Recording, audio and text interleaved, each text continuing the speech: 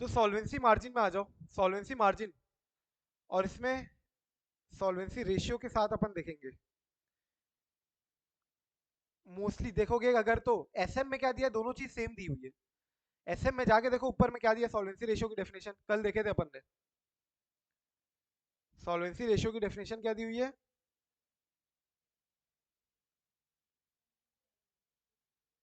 Solvency ratio का एक type, मतलब it's a type of ratio, जैसे लिक्विडिटी रेशियो होते हैं, प्रॉफिटेबिलिटी होते हैं, वैसे सॉल्वेंसी रेशियो होता है। तो इसमें बहुत सारे रेशियो आ सकते हैं, डेट टू इक्विटी आ सकता है, डेट टू टोटल एसेट आ सकता है, total asset to equity, financial leverage ratio. तो वो सॉल्वेंसी रेशियो की बात नहीं कर रहे अभी अपन। यहाँ इंश्योरेंस एक्ट में अलग से डिफाइन किया गया सॉल्वेंसी रेशियो, इंश्योरेंस एक्ट में नहीं, सॉरी, आईआईडीए रेगुलेशन में। इंश्योरेंस एक्ट में सेक्शन 64 बीबी में सॉल्वेंसी मार्जिन दी हुई है, solvency margin versus solvency ratio. देखो ध्यान से सुनो, सॉल्वेंसी रेशियो जो है, सॉल्वेंसी रेशियो क्या दिया, ये डेफिनेशन गलत है। ये जो डेफिनेशन है, ये जो डेफिनेशन है, ये किसकी डेफिनेशन है, ये सॉल्वेंसी मार्जिन की डेफिनेशन है। Solvency margin as per section 64 VB, 64 VB है, वी है जो भी, नीचे देख लेंगे। तो सॉल्वेंसी रेशियो देखो कितना दिया हुआ है, बोलो कितना मेंटेन करना है मेरे को, मिनिमम मिनिमम 150% मेंटेन करना है, ठीक है।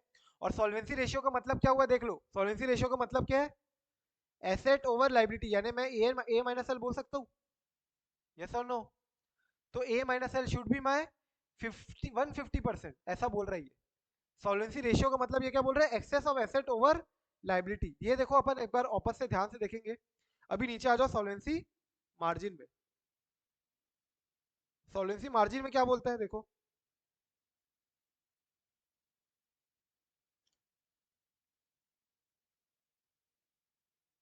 हाँ, सेक्शन 64 वीए था, सॉरी वीबी नहीं था, वीए वीए वीए। वीबी क्या बोलते हैं, सेक्शन 64 वीबी तुमको बोलते हैं कि तुमको प्रीमियम रिसीव किए बिना इंश्योरेंस एक्सेप्ट नहीं करना है, चालू नहीं करना है, रिस्क को चालू नहीं करना है, याद है। सेक्शन 64 वी, ये दो ही सेक्शन याद रखना है, सेक्शन 64 वी और 64 वीबी इंश्योरेंस एक्ट में।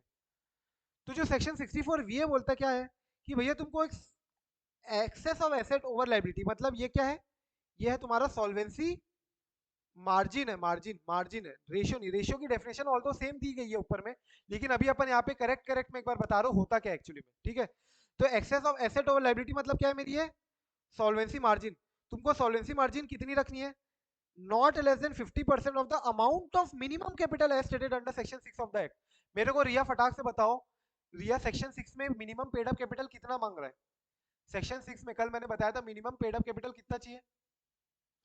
अगर तुमको मान लो आज चल के इंश्योरेंस कंपनी खोलनी है तो तुम्हारा मिनिमम पेड अप कैपिटल कितना होना चाहिए, minimum paid up capital, minimum capital कितना होना चाहिए as per section 6 of the insurance act.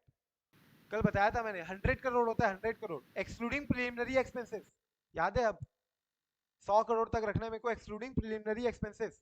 तो ये क्या बोल रहा है, सिंपल है, ये बोलता है कि एसेट माइनस लाइबिलिटी कैलकुलेट करो, ये जितना भी अमाउंट आ रहा है, जितना भी अमाउंट आ रहा है, this should be greater than, this should be greater than और इक्वल टू 50 करोड़। 50 करोड़ कहां से ला रहा हूं मैं, 50% ऑफ 100 करोड़। भाई ये क्या बोल रहा है, मिनिमम कैपिटल कितना है मेरा, मिनिमम कैपिटल कितना है बोलो, 100 करोड़ है। Minimum capital excluding preliminary expenses, वो सब जो है वो तो ठीक है, लेकिन minimum capital as per section 6 कितना है मेरा, 100 करोड़। 100 करोड़ का 50% होना ही चाहिए कम से कम, बोल रहा है। यानी कुल मिला के अगर मैं बोलूँ तो asset minus liability solvency margin मेरी कैसी होनी चाहिए, 50 करोड़ के ऊपर, ठीक है। अब जनरली ये तुम्हारा दिया हुआ है एसएम में, ये तुम्हारा इंश्योरेंस एक्ट में भी दिया हुआ है। अब एक बार ध्यान से सुनना क्या बोल रहा हूं मैं, इंश्योरेंस एक्ट में क्या बोलता है, इंश्योरेंस एक्ट में सेक्शन 6 में दिया हुआ क्या है कि asset minus liability should be more than equal to how much, 50 CR। और रूल्स में एक और चीज दी हुई है, अब rules will override the act. Rules में क्या दिया, या तो ये, या तो और मिनिमम सॉल्वेंसी रेशियो,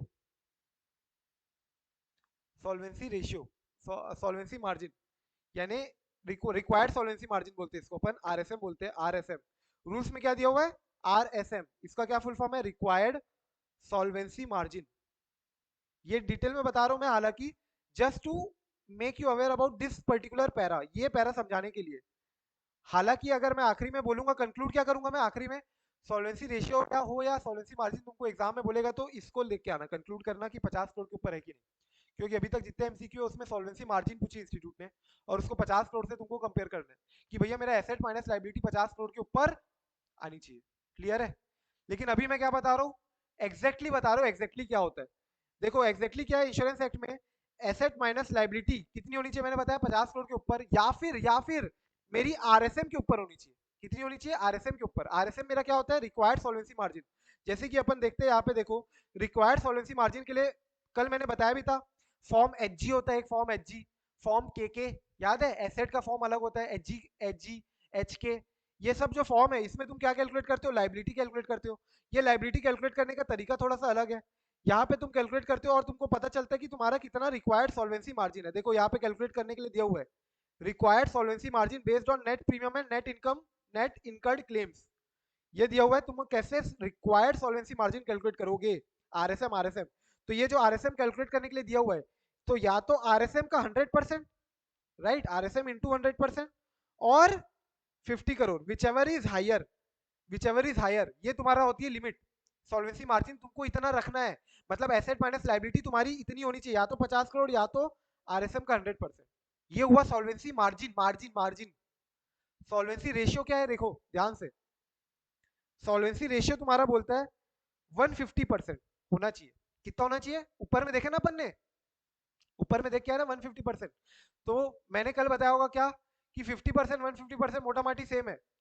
ये एग्जाम के लिए मैं बोल रहा हूँ कि तुम इसको एग्जाम पर्पज के लिए लेना है, तो one A minus L should be like 150% of, 150% नहीं सॉरी 50% ऑफ सेक्शन 6 में जो कैपिटल दिया हुआ है, दैट इज 50 करोड़ के ऊपर होना चाहिए। और वो 150% और 50% को मैंने वैसे लिंक करके दिए। लेकिन एक्चुअली में सॉल्वेंसी रेशियो का फॉर्मूला क्या होता है? सॉल्वेंसी रेशियो का फॉर्मूला होता है एएसएम डिवाइडेड बाय आरएसएम।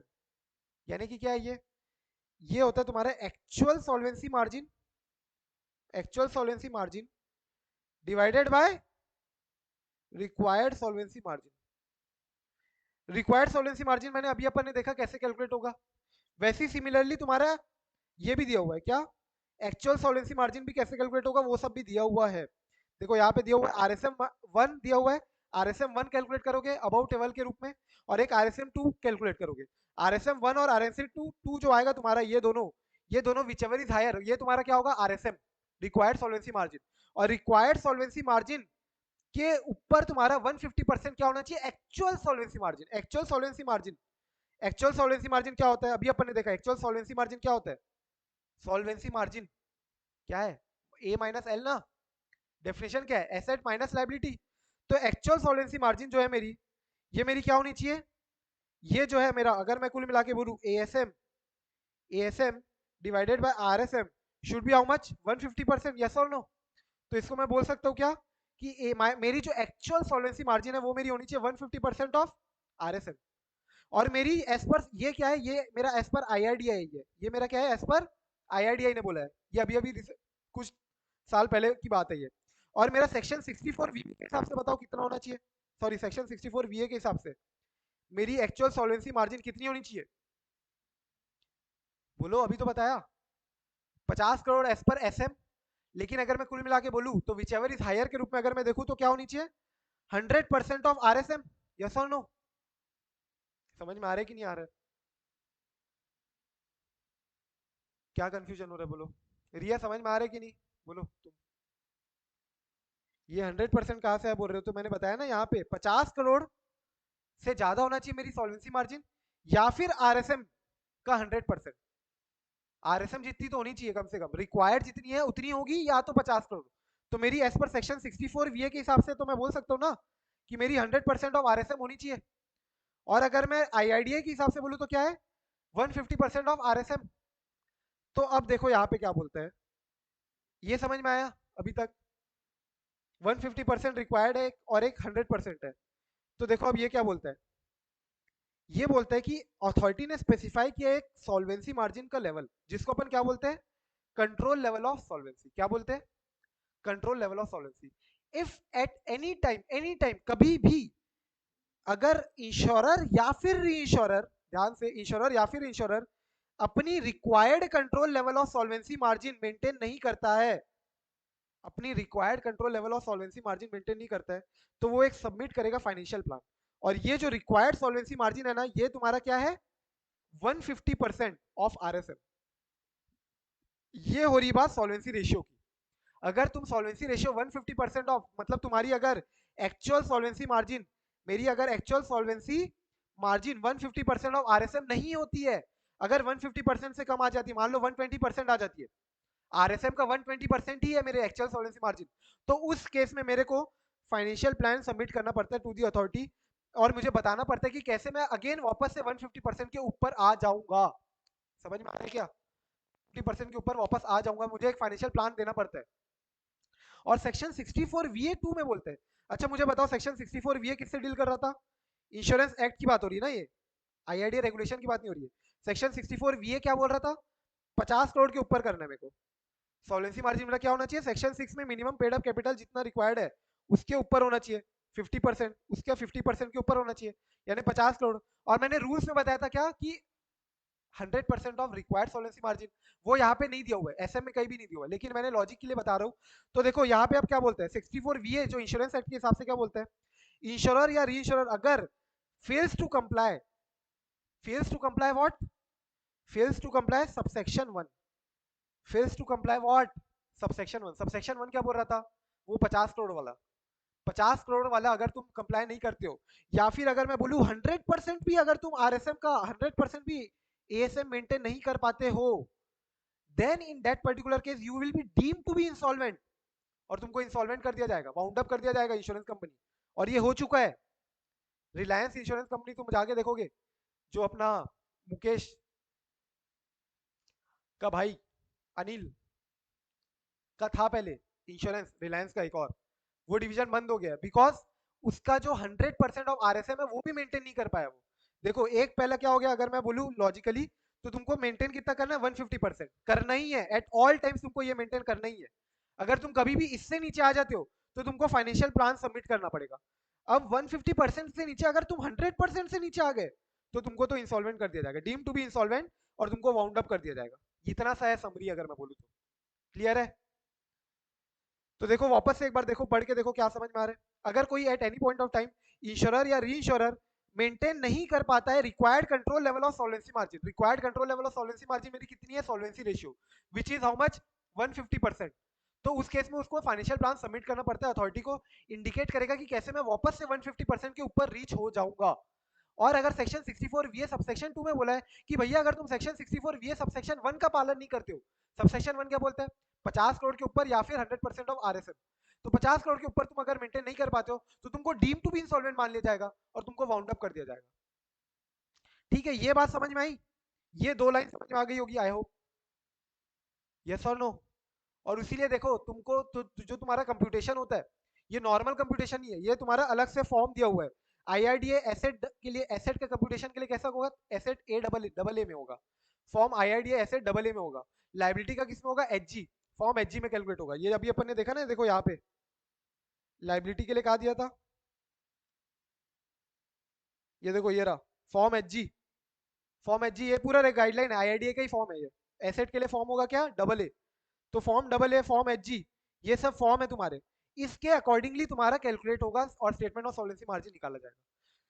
कुल मिला के अगर मैं समराइज करूं इन केस, समरी अगर मैं बताऊं तो क्या है समरी, तुमको सॉल्वेंसी रेशियो अगर पूछते हैं एग्जाम में, एग्जाम में अगर मैं एग्जाम पर्सपेक्टिव से बताऊं, लॉजिकली तुमको वो सब समझ में आ गया होगा बेसिक कॉन्सेप्ट क्या है। एग्जाम पर्सपेक्टिव से बोलूं सॉल्वेंसी रेशियो, तो तुमको सॉल्वेंसी रेशियो के केस में क्या करना है, 150% करना है। सॉल्वेंसी रेशियो अलग होता है, वर्ड में खेल रहा हूं अभी मैं, वर्ड में, शब्दों में खेल रहा हूं, ठीक है। सॉल्वेंसी मार्जिन क्या होगी, सॉल्वेंसी मार्जिन होगी 50%, लेकिन ये 50% अलग है, ये 50% किसका है, ये 50% है मिनिमम पेड अप कैपिटल का, ये 50% है मिनिमम पेड अप कैपिटल का as per section 6, as per section 6, and this is how much, 50 crore. कैसे, 50% ऑफ 100 करोड़, यस और नो, 50% ऑफ 100 करोड़। तो ये 50 करोड़ तुमको याद रखना है for your exam, solvency margin अगर निकालने बोलता है तुमको, और ये एमसीक्यू में 2-3 बार आया हुआ है और हर बार यही रेलेवेंट है। सॉल्वेंसी रेशियो बोलते हैं, तो सॉल्वेंसी रेशियो होना चाहिए कितना, 150%। सॉल्वेंसी रेशियो का फॉर्मूला जनरली क्या होता है, actual solvency margin divided by required solvency margin, और ये तुम्हारा आना चाहिए 150%। अगर मैं बोलूं एएसएम तुम्हारा होना चाहिए आरएसएम का 150%, मतलब जो भी तुम्हारी रिक्वायर्ड मार्जिन है उसका एक्चुअल में तुम्हारे पास कितनी होनी चाहिए, 150% ओवर एंड अबाउ। इससे अगर तुम कम आ जाते हो, अगर 100 to 150% में तुम हो, तो तुमको फाइनेंशियल प्लान सबमिट करना पड़ता है।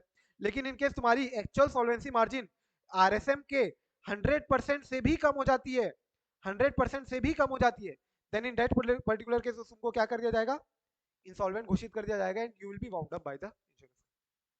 क्लियर है, ये कॉन्सेप्ट है सॉल्वेंसी मार्जिन का। एग्जाम पर्सपेक्टिव, अगेन मैं वापस से बोल रहा हूँ, exam perspective this all is ज्ञान, ज्ञान है। एग्जाम पर्सपेक्टिव क्या है, ये सॉल्वेंसी रेशियो ऊपर में भी क्या बोला है 150%, और उसको डिफाइन क्या किया एसएम में, excess of asset over liability, और नीचे सॉल्वेंसी मार्जिन में भी यहाँ पे क्या डिफाइन किया है, same, excess of asset over liability. लेकिन यहाँ पे स्पेसिफिकली बोल दिया क्या, कि which should not be less than 50% of the minimum paid up capital as per section 6 of the act. और सेक्शन 6 में ध्यान रखना कितना दिया हुआ है, 100 करोड़। तो 100 करोड़ का 50% मेरा क्या होगा, 50 crore. I hope I am clear, right, yes और नो।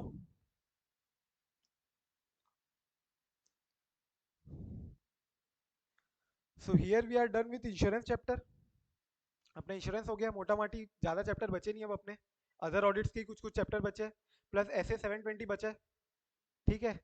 और ऐसे के अब अपन क्वेश्चन डिस्कशन चालू करेंगे सीधा डायरेक्टली, ठीक है। तो रिवाइज करते रहो ऐसे को, डायरेक्टली अपन ऐसे 500 के क्वेश्चन डिस्कशन चालू करेंगे। ऐसे 700 की जो सीरीज है उसमें पर्टिकुलरली चैप्टर ऑडिट रिपोर्ट करके एक चैप्टर है तुम्हारे एसएम में, वो पर्टिकुलरली इंपॉर्टेंट है, उसके अपन क्वेश्चंस देखेंगे, क्वालिफाइड ओपिनियन देना है, एडवर्स ओपिनियन देना है कि क्या देना है, और ड्राफ्ट कैसे करते हैं पैरा वगैरह, वो सब देखना है अपन को। बाकी अपना इंश्योरेंस चैप्टर हो गया अच्छे से, will be starting with another chapter